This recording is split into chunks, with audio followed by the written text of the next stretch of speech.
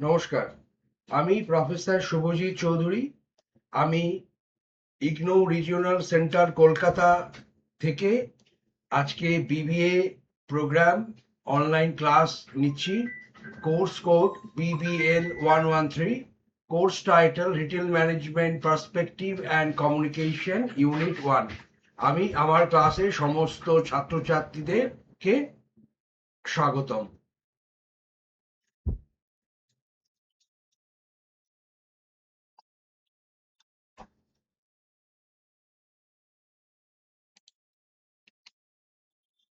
আজকে আমি যে বিষয়টা নিয়ে পড়াবো সেটা হচ্ছে ইভ্যালুয়েশন অফ ম্যানেজমেন্ট থটস।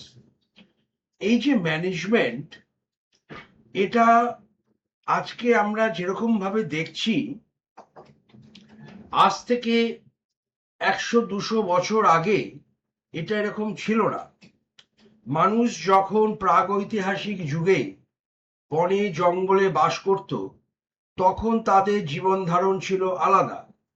কিন্তু পরবর্তীকালে ধাপে ধাপে যখন বিভিন্ন গুলো পরপর ধাপ, যেগুলো ইন্ডাস্ট্রিয়াল রিভলিউশন হলো প্রথম এবং দ্বিতীয় বিশ্বযুদ্ধের পরে, যখন প্রচুর পরিমাণে কলকারখানা তৈরি হলো, ব্যবসা পাতি তৈরি হলো, বিজনেস ডেভেলপ করলো সারা পৃথিবী জুড়ে, তখন ম্যানেজমেন্টের এই যে বিবর্তন বা ইভ্যালুয়েশন, সেটা ধীরে ধীরে ধীরে ধীরে পরিবর্তিত হতে থাকলো। এখন কথা হচ্ছে, এই যে ইভ্যালুয়েশন অফ ম্যানেজমেন্ট থটস, এটাকে আমরা অনেক পেছন থেকে যদি দেখি, তাহলে এই যে থটসটাকে তিনটে ভাগে বেসিক্যালি ভাগ করা যায়। একটা হচ্ছে ক্লাসিক্যাল অ্যাপ্রোচ, একটা নিও ক্লাসিক্যাল অ্যাপ্রোচ, আর একটা হচ্ছে কন্টেম্পোরারি অ্যাপ্রোচ। ক্লাসিক্যাল অ্যাপ্রোচ বলতে বোঝাচ্ছে যে আজকের দিনে দাঁড়িয়ে আমরা যেই ধরনের ম্যানেজমেন্ট প্র্যাকটিস করি, আজ থেকে কয়েকশো বছর আগে সেই ধরনের ম্যানেজমেন্ট প্র্যাকটিস চালু ছিল না। এই যে ক্লাসিক্যাল অ্যাপ্রোচ, এটা একটা অত্যন্ত পুরনো একটা অ্যাপ্রোচ, যেটা এমপ্লয়ীদের মোটিভেশন এবং পার্টিসিপেশনকে একটা পাশে রেখে তারা চলতো।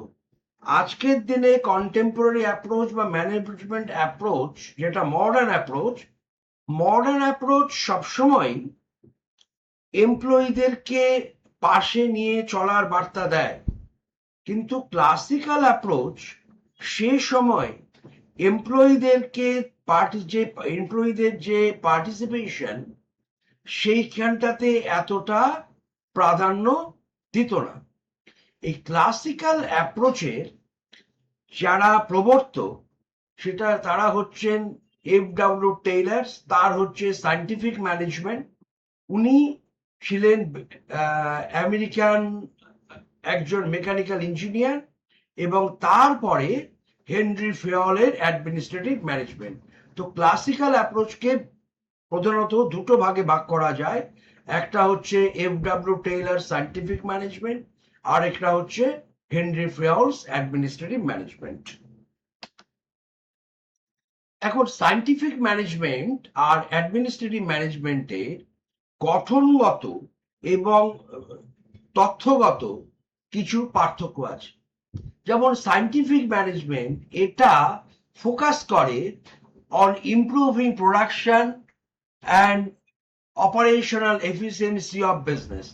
এই যে সায়েন্টিফিক ম্যানেজমেন্ট, এটা একটা বিজনেস, তার যে উৎপাদন, তার যে পরিকাঠামো, তার যে ব্যবসা পরিচালনা করার তার যে একটা নীতিগত প্রথাগত দিক, তাকে নিয়ে বা তাকে ঘিরেই এই সায়েন্টিফিক ম্যানেজমেন্টের প্রবর্তন হয়েছিল।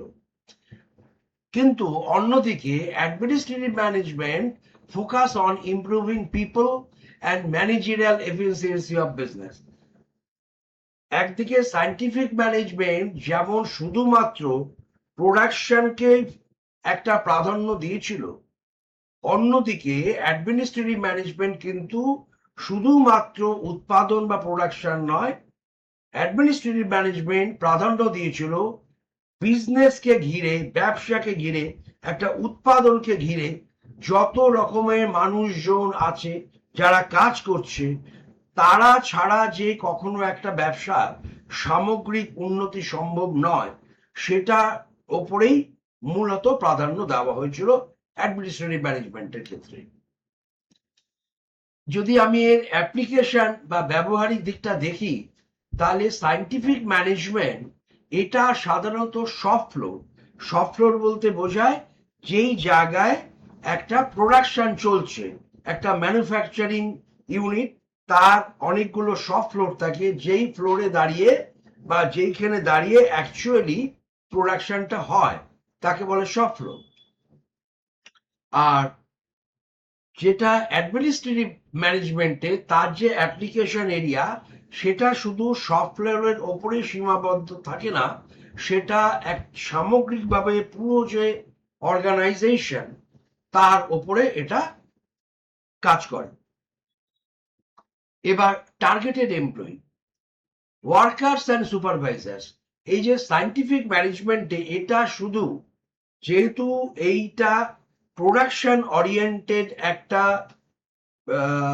জায়গা, যে এই যে ম্যানেজমেন্টটা সায়েন্টিফিক ম্যানেজমেন্ট প্রোডাকশনকে ঘিরে, সেই কারণে শুধুমাত্র যারা প্রোডাকশনের সঙ্গে যুক্ত শ্রমিক, কর্মচারী এবং যারা সুপারভাইজার, তাদেরকে নিয়েই বা তাদেরকেই টার্গেট করে বা তাদেরকেই ফোকাস করে এই ম্যানেজমেন্টটার বক্তব্য। কিন্তু অ্যাডমিনিস্ট্রেটিভ ম্যানেজমেন্ট শুধুমাত্র ওয়ার্কার বা সুপারভাইজার নয়, যেহেতু একটা সামগ্রিক একটা পুরো ব্যবসাটাকে ঘিরে, সুতরাং ব্যবসাতে শুধু ওয়ার্কার সুপারভাইজার ছাড়াও যে বিভিন্ন ধরনের স্টাফ এবং ম্যানেজাররা আছে যারা সাপোর্ট সার্ভিস দেয়, সরাসরি উৎপাদনের সঙ্গে জড়িত নয়, তাদেরকেও এই অ্যাডমিনিস্ট্রেটিভ ম্যানেজমেন্টের আওতা আনা হয়। চতুর্থত ডাইরেকশন, এই যে অভিমুখ বা ডাইরেকশন, সেটা হচ্ছে প্রোডাকশন অ্যান্ড ইঞ্জিনিয়ারিং। তার মানে যেহেতু সায়েন্টিফিক ম্যানেজমেন্টটা প্রোডাকশন সঙ্গে বা উৎপাদনের সঙ্গে জড়িয়ে রয়েছে, সুতরাং এটার যে অভিমুখ বা ডাইরেকশন, সেটা অবশ্যই উৎপাদন বা প্রোডাকশন বা ইঞ্জিনিয়ারিং এরিয়া যেটা রিলেটেড, তাকেই এটা ফোকাস করে। কিন্তু অ্যাডমিনিস্ট্রেটিভ যেটা ম্যানেজমেন্ট, সেটা কিন্তু অন্যান্য যে ডিপার্টমেন্ট গুলো আছে উৎপাদন বা প্রোডাকশন ছাড়াও, সেটা হিউম্যান রিসোর্স হতে পারে, ফিনান্স আর মার্কেটিং হতে পারে, সাপ্লাই চেইন হতে পারে, লজিস্টিক হতে পারে, এই যে বাকি যে বিভাগ বা ডিপার্টমেন্ট গুলো আছে, সেইগুলোকেই অন্তর্ভুক্ত করা হয় অ্যাডমিনিস্ট্রেটিভ ম্যানেজমেন্টের ভেতরে। বিজনেস বেস্ট ফিট বিজনেস, এই যে তাহলে এই যে সায়েন্টিফিক ম্যানেজমেন্ট, এটা কোথায় সবচেয়ে ভালো কার্যকর হয়? সায়েন্টিফিক ম্যানেজমেন্টটা সবচেয়ে ভালো কার্যকর হয় ম্যানুফ্যাকচারিং এবং ইঞ্জিনিয়ারিং এ, মানে যেটা উৎপাদন করে, যেগুলো ম্যানুফ্যাকচারিং অর্গানাইজেশন বা সেটা, বা বিভিন্ন রকমের ইঞ্জিনিয়ারিং, সেটা যে কোনো কোর ইঞ্জিনিয়ারিং সেক্টর হতে পারে, স্টিল, পেপার, জুট ইত্যাদি হতে পারে, ইনফ্রাস্ট্রাকচার হতে পারে, কনস্ট্রাকশন হতে পারে, যত রকমের হেভি ইঞ্জিনিয়ারিং আছে বা ম্যানুফ্যাকচারিং আছে, সেখানকার জন্য সায়েন্টিফিক ম্যানেজমেন্ট খুব একটা প্রাসঙ্গিক। কিন্তু এটা ছাড়াও, মানে কোর ম্যানুফ্যাকচারিং ছাড়াও বাকি যে বিভাগগুলো আছে, দ্যাট ইজ, সেটা হচ্ছে সার্ভিস সেক্টর। এই সার্ভিস সেক্টর গুলোতেও কিন্তু এই যে সায়েন্টিফিক ম্যানেজমেন্ট, সেটা অতটা কার্যকরী নয়। সেক্ষেত্রে অ্যাডমিনিস্ট্রেটিভ ম্যানেজমেন্ট অনেক বেশি কার্যকরী ভূমিকা নেয়। তো সায়েন্টিফিক ম্যানেজমেন্টের এরিয়া বা স্কোপ অফ অপারেশন, সেটা অত্যন্ত সীমিত। সেটা ম্যানুফ্যাকচারিং সেক্টর, একটা শপ ফ্লোর, কিছু ওয়ার্কার সুপারভাইজার, এদেরকে কেন্দ্র করে যেরকম আবর্তিত হয়, অন্যদিকে অ্যাডমিনিস্ট্রেটিভ ম্যানেজমেন্ট যেটা একটা অ্যাডমিনিস্ট্রেশনের বিষয়, সেটা শুধু শপ ফ্লোর নয়, সামগ্রিক একটা ব্যবসা, সামগ্রিক একটা ফ্যাক্টরি, শুধু ম্যানুফ্যাকচারিং নয়, ম্যানুফ্যাকচারিং ছাড়া যেগুলো অ্যালায়েড আছে, সার্ভিস, এডুকেশন সেক্টর, সব জায়গাতেই এই অ্যাডমিনিস্ট্রেটিভ ম্যানেজমেন্টটা কার্যকরী হয়। ইনসেন্টিভের কথা যদি বলি, তাহলে এই যে কেউ একটা ভালো কাজ করলো, ভালো কাজ করলে তাকে যে একটা ইনসেন্টিভ বা বোনাস দেওয়া হয়, সেক্ষেত্রে এই সায়েন্টিফিক ম্যানেজমেন্ট একটা বড় ভূমিকা নেয়। সেটা হচ্ছে প্রোডাকশন লিঙ্কড। একটা লোকের প্রোডাকশনের টার্গেট হচ্ছে 100 ইউনিট। সাপোজ মনে করি একজন লোককে একটা পেন কারখানা, ওই পেন কারখানায় পেন তৈরি হয়, তো ABCD অনেক লোক কাজ করে, প্রত্যেককে বলা হয়েছে তোমার এই 8 ঘন্টা সময়ের ভেতরে তুমি 100টা করে পেন তৈরি করবে। কেউ যদি 100টার বেশি পেন তৈরি করে, তাহলে তাকে একটা ইনসেন্টিভ বা উৎসাহ সূচক একটা অনুদান বা অর্থ তাকে দেওয়া হয়। তো সেটা সায়েন্টিফিক ম্যানেজমেন্ট এটাকে একটা বড় জায়গা দিয়েছে, কারণ যেহেতু এটা প্রোডাকশনের সাথে লিঙ্কড। কিন্তু অ্যাডমিনিস্ট্রেটিভ ম্যানেজমেন্ট সেটা ওভারঅল পারফরমেন্স লিঙ্কড। সেটা কি জিনিস পারফরমেন্স লিঙ্কড? প্রোডাকশন এরিয়া নয়, একজন সেলসের লোক, তাকে বলা হলো রোজ 10টা করে পেন বিক্রি করতে। সাপোজ সে যদি 12টা, 13টা, 15টা পেন বিক্রি করে, তাহলে বলতে হবে যে তার পারফরমেন্স খুব হাই। কারণ আমার মানে প্রতিষ্ঠানে যেটা বেঞ্চমার্ক বা যেটা আমার একটা বার, সেটা হচ্ছে 10টা পেন বিক্রি করা। কেউ যদি 10টা পেনের বেশি বিক্রি করে, তাহলে আমি ধরে নেব সে খুব ভালো পারফর্মার।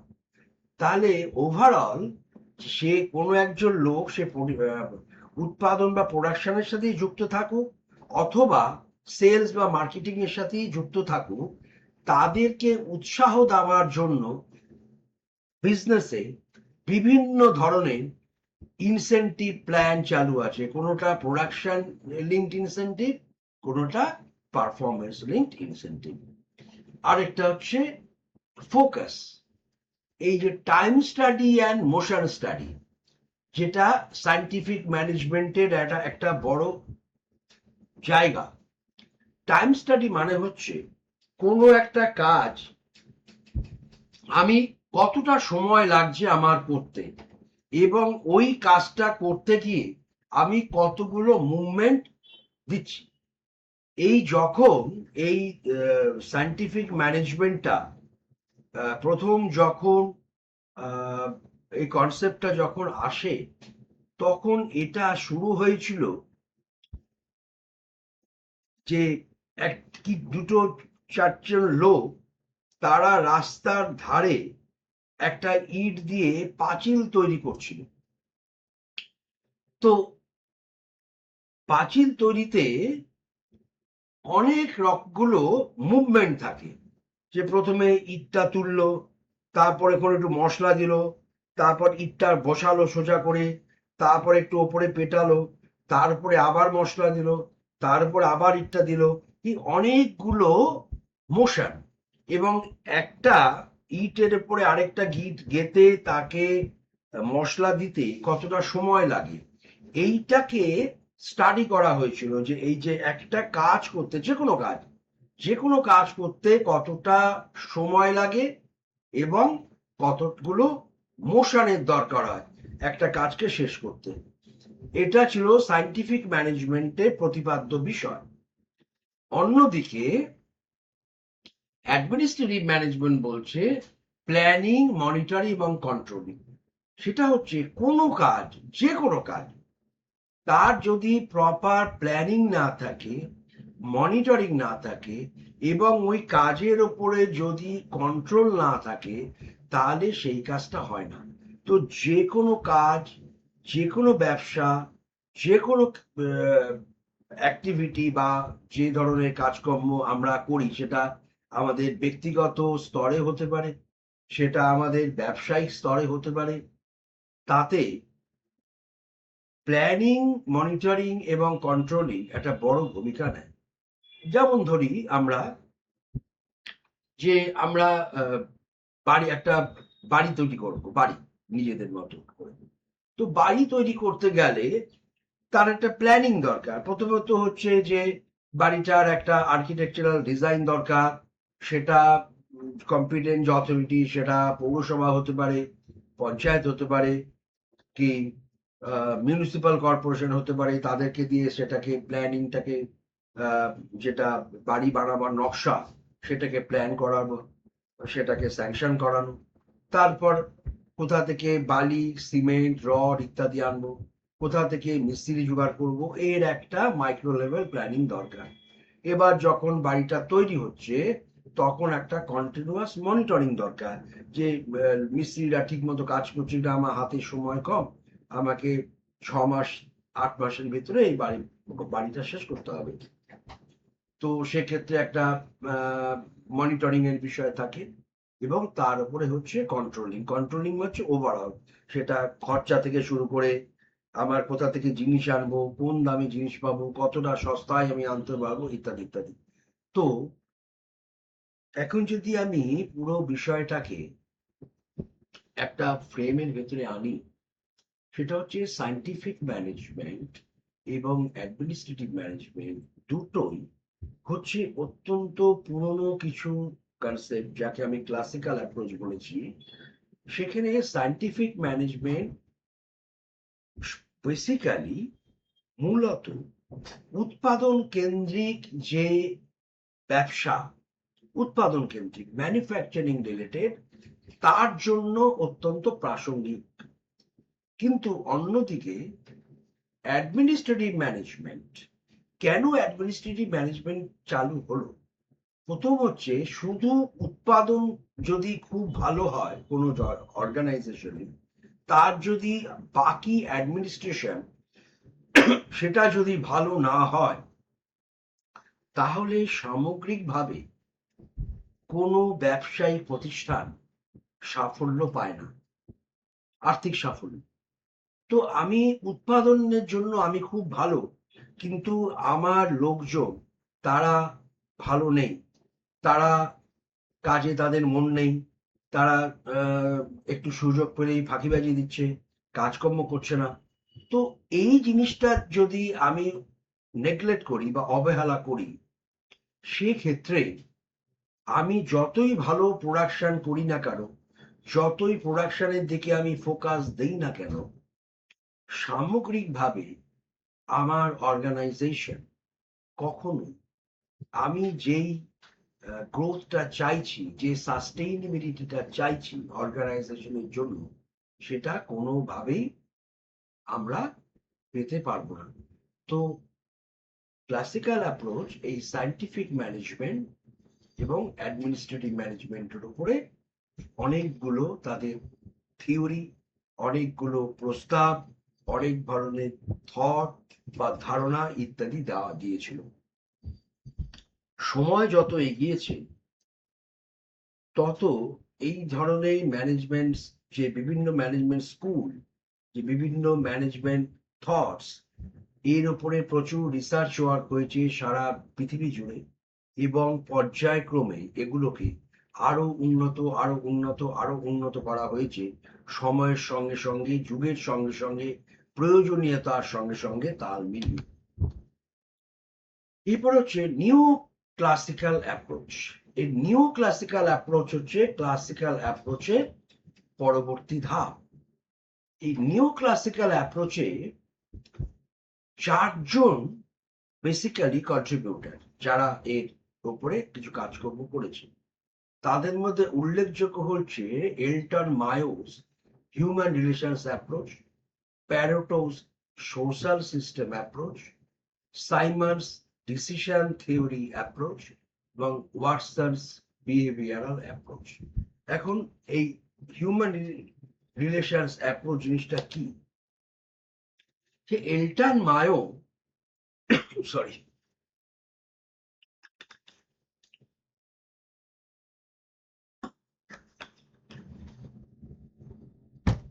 এল্টন মায়ো উনি বলছেন শুধুমাত্র দামি যন্ত্রপাতি, দামি টেকনোলজি এইসব ব্যবহার করে কখনো কোনো অর্গানাইজেশন ওপরে উঠতে পারে না, যদি না আমার অর্গানাইজেশনে যারা চাকরি করছে, আমার যারা কর্মচারী, আমার যারা ম্যানেজার, তাদের ভেতরে রিলেশনশিপটা ভালো হয়। তো শুধু প্রোডাকশনটা ভালো হলো, শুধু প্রোডাকশনের উপরে আমি ফোকাস করলাম, কিন্তু যে ইন্টারপার্সোনাল রিলেশনশিপ, মানে প্রতিটা মানুষের সাথে প্রতিটা মানুষের যে একটা সমন্বয় থাকবে, একটা ভালো সুসম্পর্ক থাকবে, সবাই মিলে একসাথে কাঁধে কাঁধ মিলিয়ে কাজ করব, এই ধারণা মানে এটা যদি না থাকে বা এর যদি কোনো রকমের অ্যাবসেন্স থাকে, তাহলে কিন্তু কোনো অর্গানাইজেশন সাফল্য পেতে পারে না। এই কনসেপ্টটা এসেছিল যেখান থেকে, তাকে বলে হথার্নস এক্সপেরিমেন্ট। হথার্নস বলে একটা স্টিল প্ল্যান্ট ছিল ইউএসএ তে। একবার এল্টন মায়ো এবং তার কিছু স্টুডেন্ট ওই প্ল্যান্ট ভিজিট করে, এবং ওই প্ল্যান্ট ভিজিট করার পরে তাদের যেটা উপলব্ধি হয় সেটা হচ্ছে শুধুমাত্র ম্যানুফ্যাকচারিং এর যে এরিয়া, সেটার ওপরে উৎকর্ষতা বৃদ্ধি করলেই সামগ্রিকভাবে যে ব্যবসার উৎকর্ষতা বাড়বে সেটা বলা যায় না, এবং সেটা হয়ও না। যাদেরকে ঘিরে আমি ব্যবসা করছি, আমার সাধারণ কর্মচারী, আমার শ্রমিক, আমার ম্যানেজার, যারা এই ব্যবসাটাকে ঘিরে রেখেছে, যারা বুকলি দিয়ে আগলিয়ে রেখেছে এই ব্যবসাটাকে, তারা যতক্ষণ না অবধি মানসিক ভাবে এবং শারীরিক ভাবে তারা সুস্থ থাকছে, তারা ব্যবসায় আমাকে সহযোগিতা করছে, তাদের ভিতরে সুসম্পর্ক বজায় থাকছে, ততক্ষণ অবধি কখনোই কোনো ব্যবসা উন্নতি করতে পারে না। তো Elton Mayo neo classical approach যেটা বলেছিলেন হিউম্যান রিলেশনস অ্যাপ্রোচ, সেটা হচ্ছে এক ধাপ এগিয়ে। সেটা হচ্ছে শুধুমাত্র প্রোডাকশনের উৎকর্ষতা বাড়ালেই হবে না, মানুষের উৎকর্ষতা বাড়াতে হবে। তাদের ভিতরে যে একটা মোটিভেশন, তাদের যে সেফটি সুরক্ষা, তাদের শিক্ষা, তাদের স্বাস্থ্য, তাদের সবকিছু, এডুকেশন থেকে শুরু করে, সেফটি থেকে শুরু করে, হেলথ থেকে শুরু করে, তাদের সিকিউরিটি থেকে শুরু করে, এই জিনিসগুলোকে যদি না প্রাধান্য দেওয়া হয়, তাহলে কখনোই কোনো অর্গানাইজেশন সামগ্রিকভাবে তার উন্নতি হয় না। এই ছবিটা থেকেই পরিষ্কার যে সবাইকে এক টেবিলে আনতে হবে। এই যে আমি নয়, আমরা, এই আমরাটাই হচ্ছে হিউম্যান রিলেশনস এর মূল কথা। We, don't I. সো সবাইকে এক টেবিলে নিয়ে এসে সবার ভেতরে একটা পারস্পরিক সমঝোতা, একটা পারস্পরিক একটা বোঝাপড়া, কোনো অসুবিধা হলে আরেকজনের কাছ থেকে তার উপদেশ বা সাজেশন চাওয়া, নিজেদের মধ্যে আলোচনা করে কোনো সমাধানের রাস্তা বার করা, এইটা যদি না হয়, তাহলে আমি যতই দামি জিনিসপত্র প্রোডাকশন তৈরি করি না কেন, সামগ্রিকভাবে আমার ব্যবসা কোনোদিনও সেই পর্যায়ে পৌঁছতে পারবে না, যদি না আমি মানুষকে তার যোগ্য সম্মান দিই, মানুষকে তার মূল্য দিই, তা আমার সাথে কাজ করা আপামর আমার শ্রমিক কর্মচারী, তাদেরকে তাদের স্বাস্থ্য, তাদের চিকিৎসা, তাদের পরিবারের প্রতি আমার যে দায়বদ্ধতা as a management, as a owner, সেটা যদি আমি করতে না পারি, তাহলে সামগ্রিকভাবে ব্যবসা কখনো উন্নতি বা প্রগতি লাভ করে না। দ্বিতীয় হচ্ছে একটা কেস স্টাডি, সেটা এর পরে আলোচনা করবো কেস স্টাডিটা নিয়ে, আগে এটা একটি। আরেকটা হচ্ছে সোশ্যাল সিস্টেম অ্যাপ্রোচ। এই সোশ্যাল সিস্টেম অ্যাপ্রোচ এটা হচ্ছে হিউম্যান রিলেশনশিপের একটা extended part. Pareto, Italian sociologist, তিনি পরবর্তীকালে এই যে একটা অ্যাপ্রোচ, উনি একটা অ্যাপ্রোচ বলতে বেসিক্যালি এক একটা দিশা দেখিয়ে দেওয়া। এই যে সোশ্যাল সিস্টেম অ্যাপ্রোচের মূল কথাই হচ্ছে যে অর্গানাইজেশন এবং অর্গানাইজেশনকে ঘিরে যে সোসাইটি, তারা কেউ নিরবিচ্ছিন্ন নয়। তোমাকে অর্গানাইজেশনকে মনে করতে হবে আমি বৃহত্তর সমাজের একটা অংশ, এবং এই বৃহত্তর সমাজের প্রতি প্রতিটা অর্গানাইজেশনের একটা দায়িত্ব এবং দায়বদ্ধতা থাকবে। এই যে আমরা কর্পোরেট সোশ্যাল রেসপন্সিবিলিটি বলি, এইটাও হচ্ছে এই ধরনের একটা কনসেপ্ট যে আমি ব্যবসা করছি, কিন্তু আমি কখনোই সমাজ থেকে নিজেকে আলাদা করে রাখতে পারি না। আমি ব্যবসা করছি সমাজের ভেতরে, সমাজের ভেতরে থেকে সমাজের প্রতি প্রত্যেকটা ব্যবসায়িক প্রতিষ্ঠানের একটা দায়বদ্ধতা আছে, এবং আমার যারা রয়েছে, আমার শ্রমিক কর্মচারী ইত্যাদি, তাদের ভেতরে একটা সুষ্ঠু সম্পর্ক, একটা ক্লোজ রিলেশনশিপ, একটা পারস্পরিক বিশ্বাস, একটা বন্ডিং, তার জায়গাটা তৈরি করতে হবে। এইটা যদি না থাকে, তাহলে আমি কোনোভাবে, আমি প্রচুর পয়সা ইনভেস্ট করেছি, ভালো লোক নিয়ে এসছি, ভালো ইঞ্জিনিয়ার নিয়ে এসছি, ভালো লিডার নিয়ে এসছি, কিন্তু দিনের শেষে আমার ব্যবসা কখনোই সেই লেভেলে পৌঁছাতে পারবে না যদি সামগ্রিকভাবে আমি সমাজের প্রতি আমার যে দায়বদ্ধতা, আমার ভিতরে আমার যে লোকজন আছে, তাদের ভেতরে একটা কি বলবো, একটা সংঘবদ্ধতা, একটা ঐক্যবদ্ধতা, তার যদি জায়গা তৈরি না হয়, তাহলে কিন্তু ব্যবসায়িক সাফল্য পাওয়া মুশকিল। তো এই ছবিটা থেকেই পরিষ্কার সোশ্যাল সিস্টেম যেটা অ্যাপ্রোচ, সেটা হচ্ছে প্রত্যেকের সাথে প্রত্যেকের একটা বন্ডিং। প্রত্যেকের মানে আমি যে সোসাইটিতে আছি, আমি যে সমাজে রয়েছি, আমি সমাজ থেকে কখনোই বিচ্ছিন্ন মানুষ একটা দ্বীপে নেই।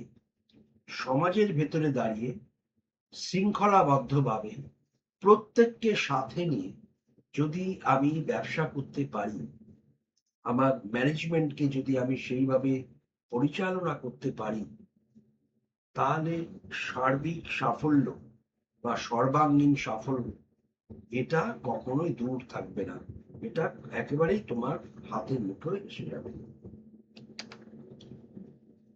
এরপর হচ্ছে ডিসিশন মেকিং অ্যাপ্রোচ। এই ডিসিশন মেকিং অ্যাপ্রোচ, এটা এই যে প্রবক্তা, সেটা হচ্ছে হারবার্ট সাইমন।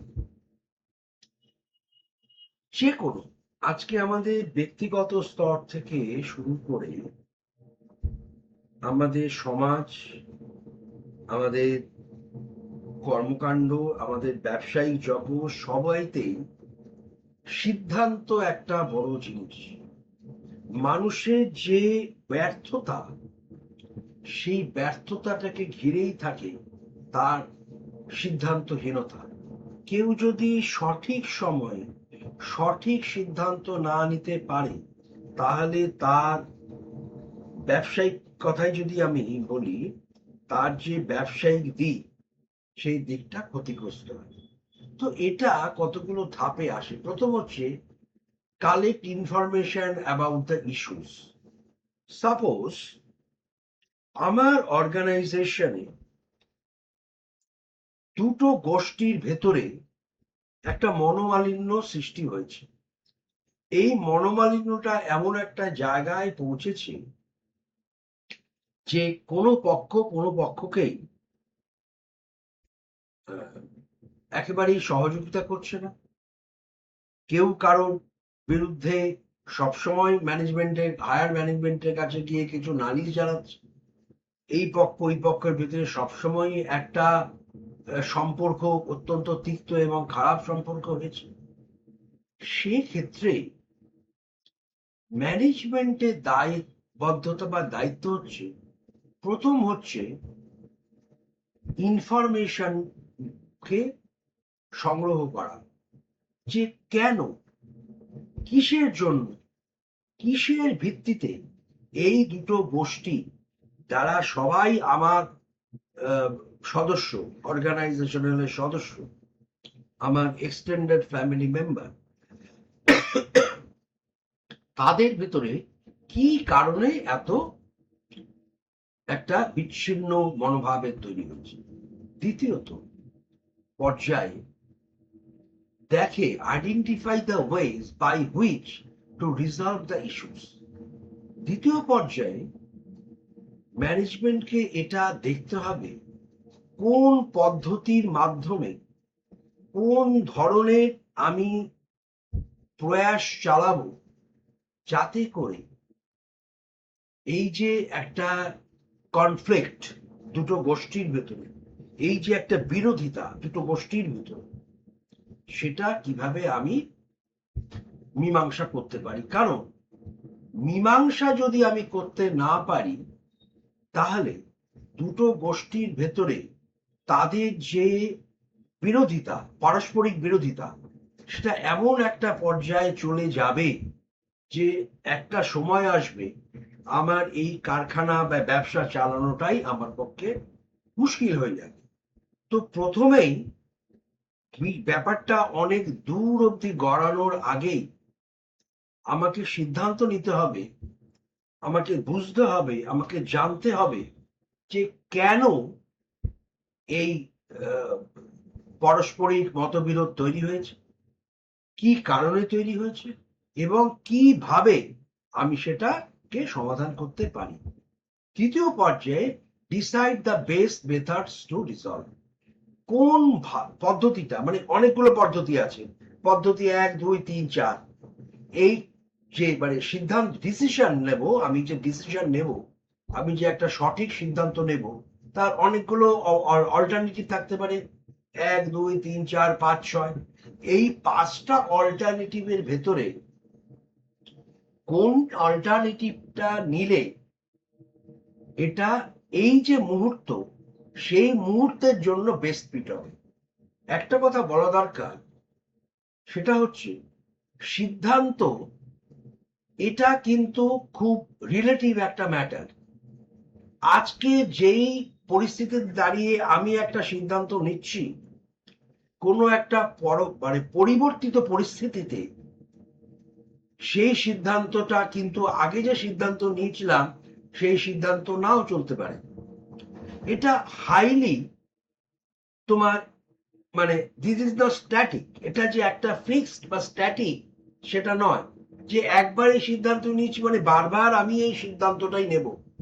সিদ্ধান্ত সবসময় নির্ভর করে যে পরিস্থিতি, পরিবেশ, তার গুরুত্ব, তার উপরে।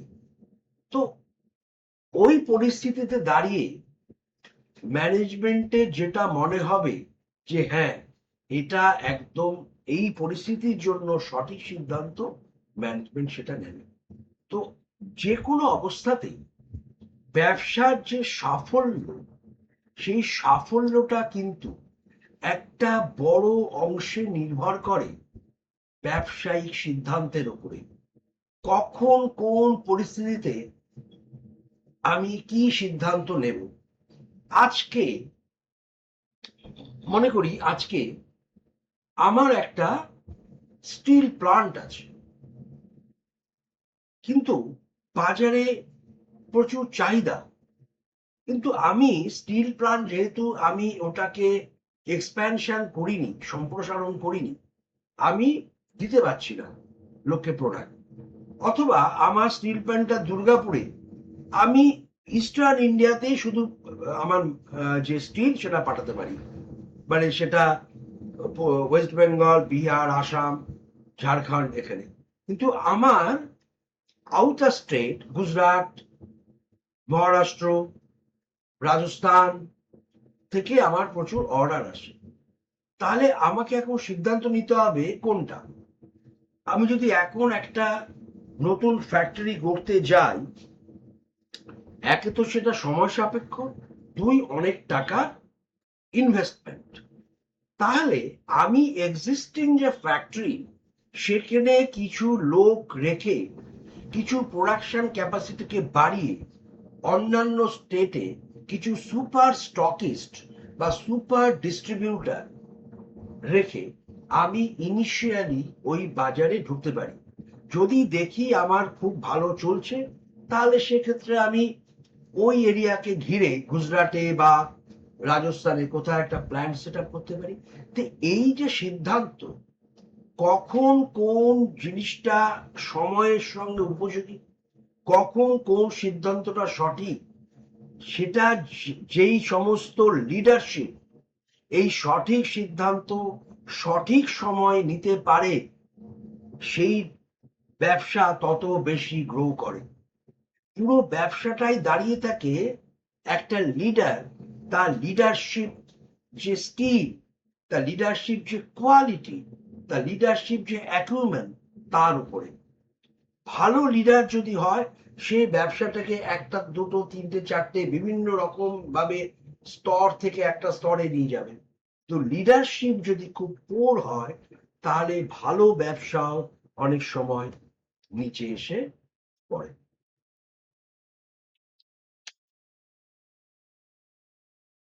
এটাই হচ্ছে লিডারশিপ, যে রাস্তা অনেক, তো আমি কোন রাস্তায় যাব সেটা আমাকে সঠিক সময়ে সঠিক সিদ্ধান্ত নিয়ে আমাকে বুঝতে হবে যে কোন রাস্তাটা আজকের জন্য সময়ের সঙ্গে আমার জন্য উপযোগী। রামকৃষ্ণ ঠাকুরের কথায় মত অনেক আছে, কিন্তু পথ আমি ঠিক করব সেটাই, যেই পথটা আমাকে আমার যে ডিজায়ার্ড গোল, কাঙ্ক্ষিত আমার যে লক্ষ্য, সেই লক্ষ্যে পৌঁছে দেবে। আজকে এই অবধি থাক। ধন্যবাদ। Thank you.